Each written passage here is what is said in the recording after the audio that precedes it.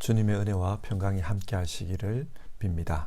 그래서 여러분 모두 건강하시고 또 평안한 삶을 사시기를 바랍니다. 그러면 이 시간 진실한 마음으로 하나님께 예배합시다. 먼저 사도신경으로 우리의 신앙을 고백하겠습니다. 나는 전능하신 아버지 하나님 천지의 창조주를 믿습니다. 나는 그의 유일하신 아들 우리 주 예수 그리스도를 믿습니다. 그는 성령으로 잉태되어 동정녀 마리아에게서 나시고 본디오 빌라도에게 고난을 받아 십자가에 못 박혀 죽으시고 장사된 지 사흘 만에 죽은 자 가운데서 다시 살아나셨으며 하늘에 오르시어 전능하신 아버지 하나님 우편에 앉아 계시다가 거기로부터 살아있는 자와 죽은 자를 심판하러 오십니다. 나는 성령을 믿으며 거룩한 공교회와 성도의 교제와 죄를 용서받는 것과 몸의 부활과 영생을 믿습니다. 아멘. 오늘 살펴볼 하나님의 말씀은 출애굽기 7장부터 9장까지의 말씀입니다. 그리고 이 시간에는 출애굽기 7장 1절부터 5절까지의 말씀을 읽겠습니다. 주님께서 모세에게 말씀하셨다. 보아라, 나는 네가 바로에게 하나님처럼 되게 하고 너의 형 아론이 너의 대언자가 되게 하겠다. 너는 내가 너에게 명한 것을 너의 형 아론에게 말하여 주고 아론은 그것을 바로에게 말하여 이스라엘 자손을 그 땅에서 내보내 달라고 하여라. 그러나 나는 바로가 고집을 부리게 하여 놓고서 이집트 땅에서 표징과 이적을 많이 행하겠다.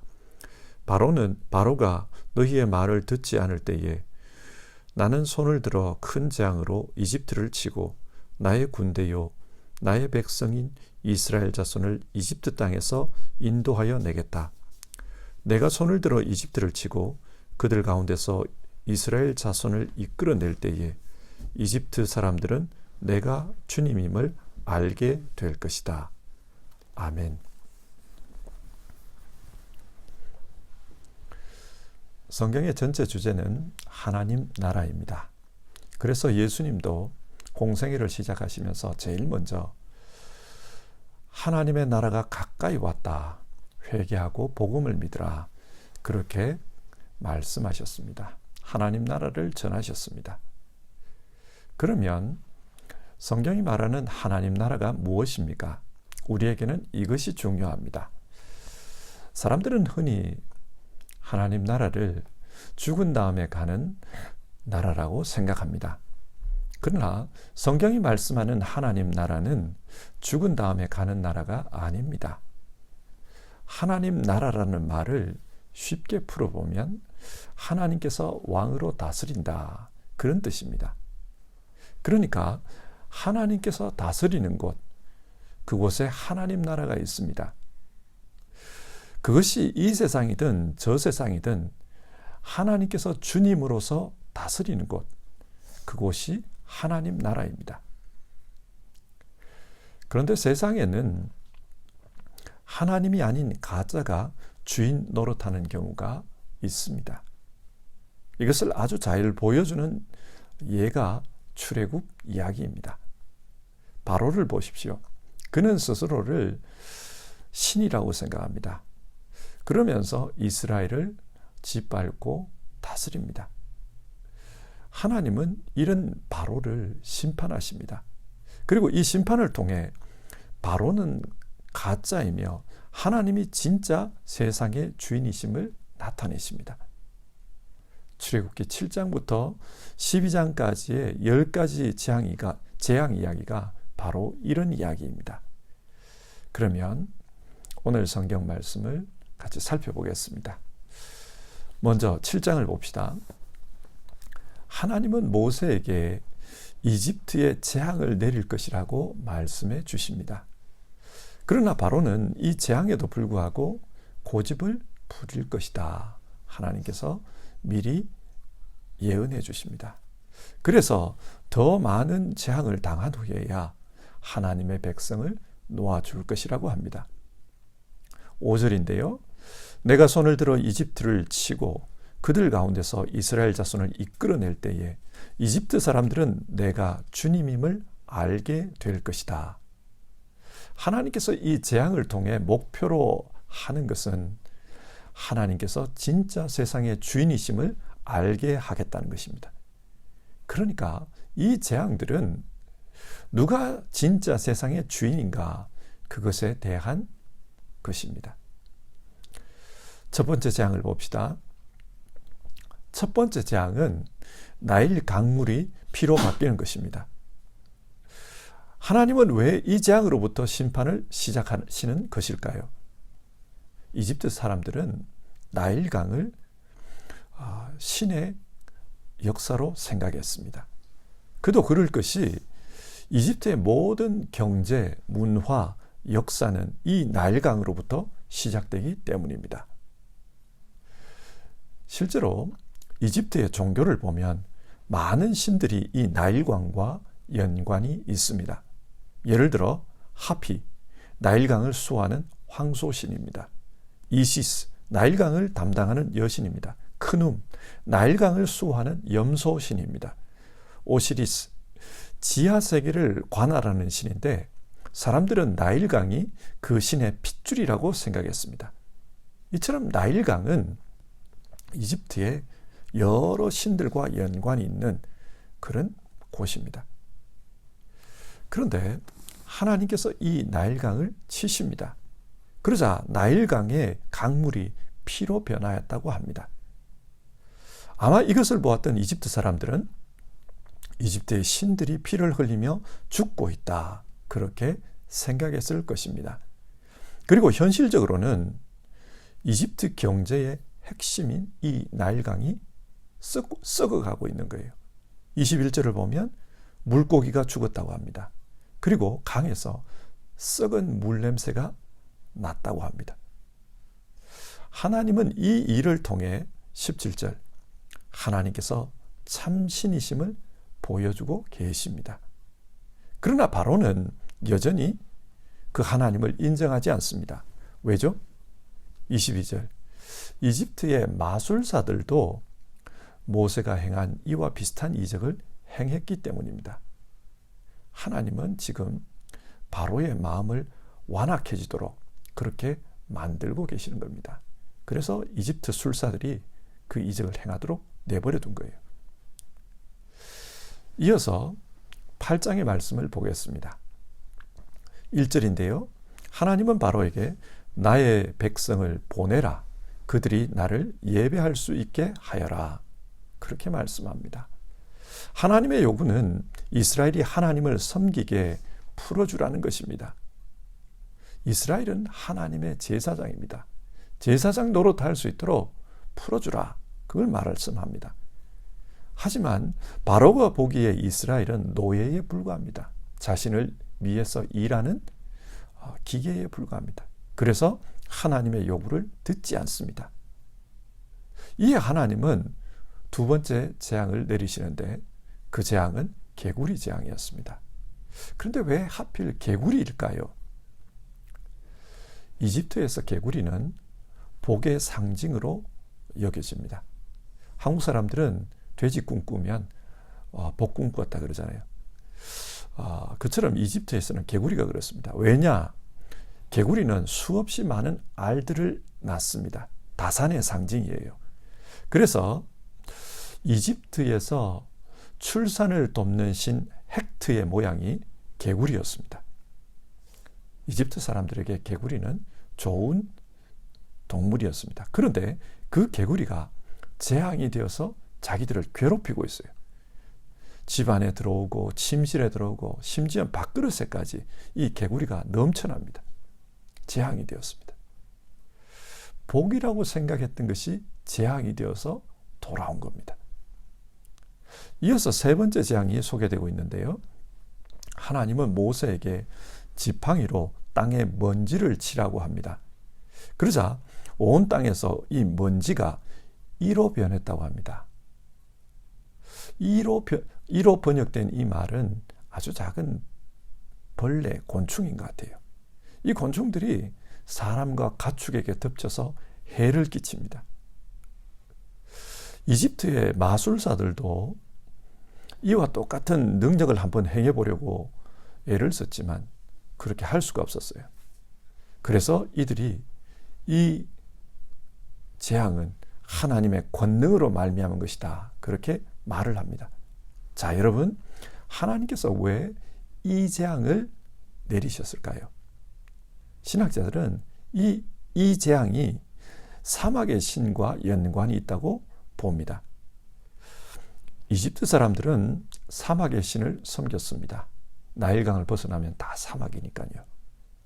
그 사막의 신의 이름은 세트인데, 하나님은 이 세트가 아무것도 아니라는 것을 이 재앙을 통해서 보여주고 계시는 겁니다. 그리고 이것으로 말미암아 많은 고통을 당하도록 합니다. 네 번째 재앙은 파리 재앙이었습니다. 파리 재앙은 이집트의 신 우아가트와 연관이 있다, 그렇게 말을 합니다. 사람들은 이 파리로 말미암아 많은 곤경을 당했어요. 궁궐에도 일반인의 집에도 파리가 넘쳐났습니다.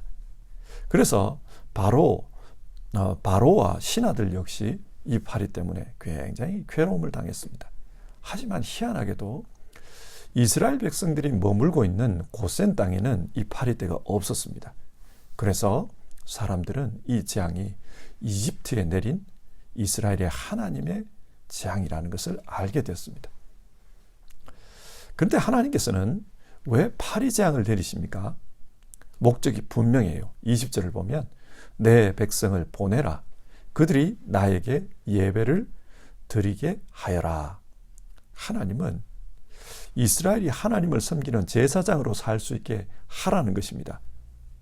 하나님은 자기 백성을 통해 하나님께서 진짜 세상의 주인이라는 것을 드러나게 하기를 원하십니다. 그래서 자기 백성을 제사장 삼는 겁니다. 이 제사장들을 통해 하나님이 세상의 주인이라는 것이 전해지게 하려는 것입니다. 요즘 같은 이런 시대를 우리가 살다 보면은 어떤 때는 신앙이 아무 의미 없다, 그렇게 느껴질 수 있을 것 같아요. 이 세상에는 하나님을 모르는 사람, 그리고 하나님 없는 것 같은 그런 현상들이 참 많습니다. 하나님을 모르는 사람들이 세상을 주도해 갑니다. 그러다 보면 그 세상 속에서 살면서 하나님 과연 계시는가, 그런 의심이 들기도 합니다.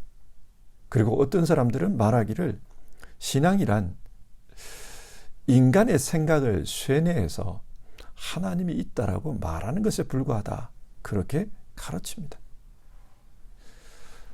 실제 교회에 다니지만 마음으로는 이 사람들의 말들이 일리가 있다, 그렇게 생각하는 분들이 점점 많아지는 것 같아요. 그러나 여러분, 하나님께서 우리 그리스도인들에게 원하시는 것은 세상 사람들처럼 대단한 일들을 해라, 대단한 일을 해야 하나님 살아계심을 드러내는 것이다, 그렇게 말씀하지 않습니다. 하나님께서 우리에게 요구하시는 것은 이 세상의 주인은 하나님이라는 것을 드러내라. 이 세상은 하나님께서 다스리고 있다는 것을 증거해라, 그것입니다. 우리 그리스도인들은 대단한 일을 하는 것이, 대단한 일을 함으로써 하나님을 증명하는 사람들이 아니라 하나님을 인정하는 가운데 하나님을 드러내는 그런 사람이라는 것을 기억해야 합니다. 우리는 제사장입니다. 이어서 9장의 말씀을 보겠습니다. 9장 1절. 하나님은 이번에도 재앙을 내리기 전에 바로에게 요구사항을 말씀합니다. 나의 백성을 보내어라. 그들이 나에게 예배를 드리게 하여라. 하지만 이번에도 바로가 거절합니다. 그래서 5번째 재앙이 내리는데요. 이 5번째 재앙은 가축들을 치는 것이었습니다. 전염병이 돌아서 가축이 죽어요. 이집트에서 대표적인 가축은 소였습니다. 그리고 이집트에는 이 소와 관련된 여러 신들이 있었어요. 예를 들면 모든 신의 어머니인 하토르는 암소 모양이었습니다. 그리고 복을 가져다 준다는 아피스는 황소 모양이었고요. 또한 태양의 도시 헬리오폴리스의 수호신은 음네비스라는 신으로 황소 모양이었습니다. 그러니까 전염병을 통해 소들이 죽어가면 이집트 사람들은 단순하게 소가 죽는다 그렇게 생각하는 것이 아니라 자신들이 섬기는 신들이 공격받고 있다 그렇게 느꼈습니다. 여섯 번째 재앙은 악성 종기였습니다. 하나님은 모세에게 화덕에 있는 거름을 공중에 뿌리라고 했습니다. 이 화덕은 이스라엘 백성들이 노동하는 그 가마였어요. 그러니까 그렇게 짓밟히고 고통당하는 그곳에 거름을 뿌리라고 해요. 그러자 그 거름이 사람과 짐승에게 붙어 악성 종기로 나타납니다. 이 병이 정확하게 뭔지는 알 수 없지만 많은 사람들이 이것을 통해 큰 고통을 겪었습니다. 이집트 사람들은 이런 악성 종기를 부정한 병으로 생각했습니다. 그래서 몸에 피부병이 생기면은 어떤 종교적인 예식에도 참가하지 못하도록 했어요. 부정하게 됐다는 겁니다. 그러니까 지금 이 재앙을 통해 이스라엘 백성, 이집트 사람 전체가 종교적으로 부정해진 겁니다. 이집트 사람들은 이런 병에 걸리면 임호텝이라는 신이 자신들을 치료해 준다고 믿었어요.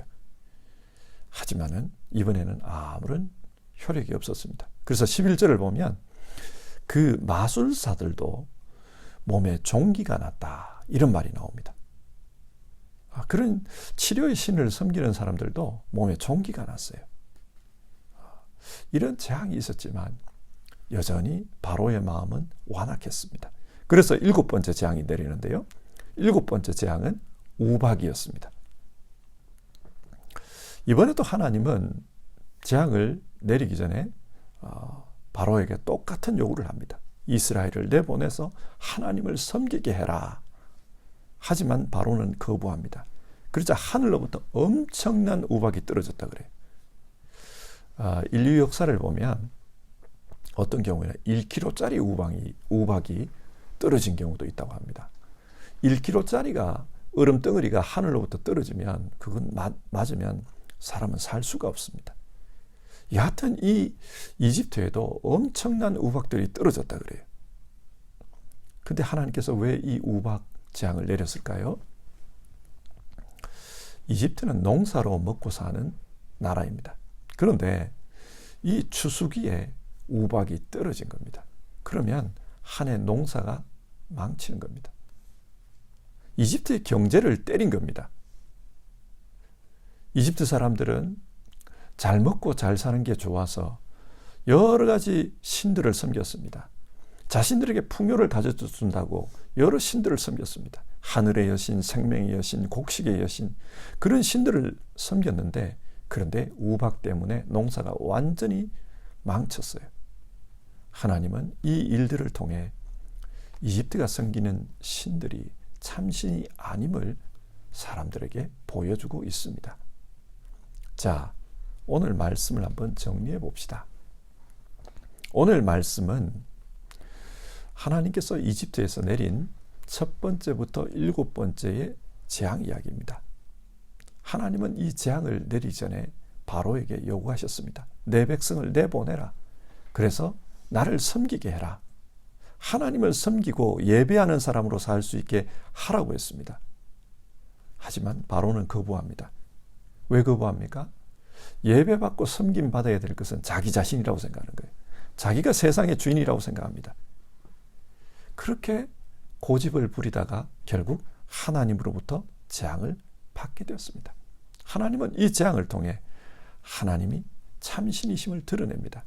그래서 이 재앙의 그 항목들을 보면 전부 다 이집트가 섬기는 그런 신들과 관련이 되어 있어요. 신들이 재앙을 받는다면 그 신은 가짜입니다. 진짜 신이라면 이런 재앙을 받을 리가 없죠. 그래서 이 재앙들을 통해 이집트의 신들은 가짜다. 하나님이 진짜다.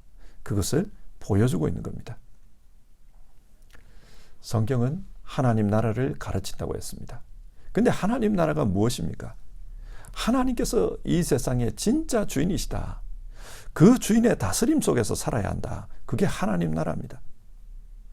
성경은 오늘 말씀을 통해 하나님이 진짜 주인임을 우리에게 말씀하고 있습니다.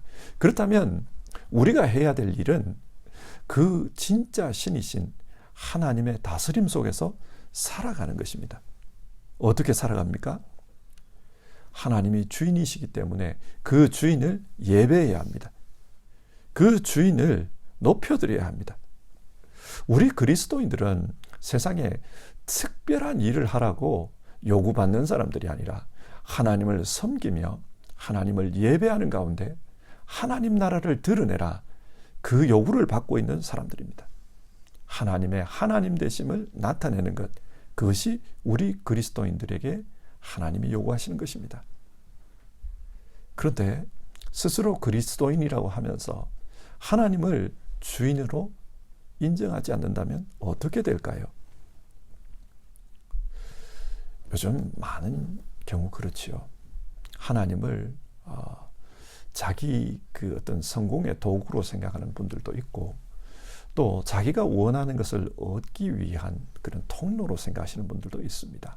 마음의 평안, 또 어떤 삶에 있어서 안락함, 이런 걸 위한 수단으로 여기는 경우가 있습니다. 그러나 하나님은 우리를 위한 수단이 아니고 우리의 주인이십니다. 그래서 우리는 하나님의 주되심을 잘 드러내는 것, 그것이 중요합니다. 어떻게 해요? 예배를 통해서 하나님을 잘 드러내야 합니다. 하나님께서 우리의 주인이심을 우리 개인들이 잘 드러내는 것이 중요합니다. 사랑하는 성도 여러분, 우리가 예배할 때마다 건성으로 예배하지 말고 진짜 하나님이 내 주인이시다, 그것을 믿고 전심으로 예배했으면 좋겠습니다. 가인은 하나님을 예배했지만 하나님으로부터 인정받지 못했습니다. 우리는 그런 가인이 되어서는 안 됩니다. 하나님을 예배하면서 하나님께 인정받지 못하는 그런 가련한 신앙생활이 되어서는 안 됩니다. 성도 여러분, 오늘 말씀을 읽으며 하나님께서 진짜 세상의 주인이시다, 나는 하나님의 주인 되심을 드러내는 사람이다, 내가 하나님으로부터 요구받은 것은 하나님을 섬기고 그를 예배하는 가운데 하나님의 통치가 나를 통해서 나타나도록 하는 것이다, 그것을 꼭 기억하고 그렇게 살아가는 우리 모두 되었으면 좋겠습니다. 찬송가 322장 우리 같이 부르겠습니다. 세상의 헛된 신을 버리고 1절과 2절 부르겠습니다.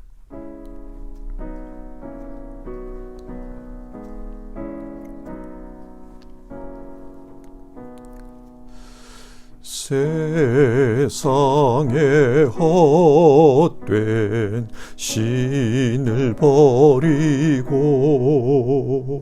하나님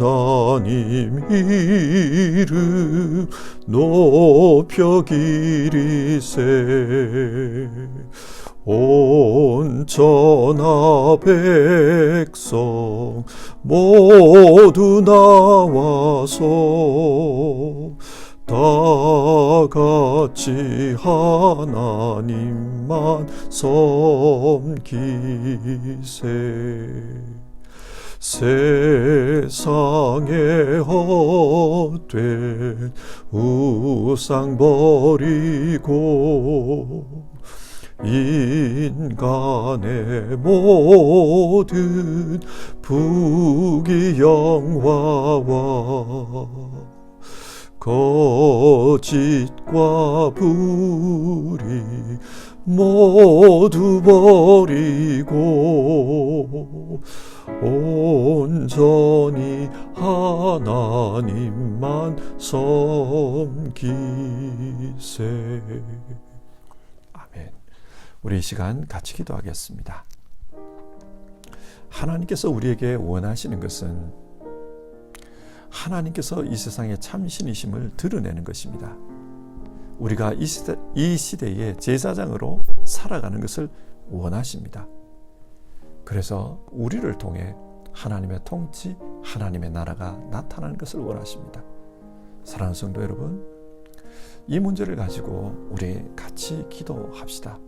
하나님, 하나님을 하나님으로서 섬길 수 있는 순전한 믿음을 주십시오. 그리고 하나님을 섬기면서 하나님을 예배할 때 온전한 예배를 드릴 수 있도록 도와주십시오. 내 마음이 정말 하나님을 주인으로 인정하며 하나님의 통치를 인정하며 그렇게 살아가기를 원합니다. 우리 그렇게 기도해 봅시다.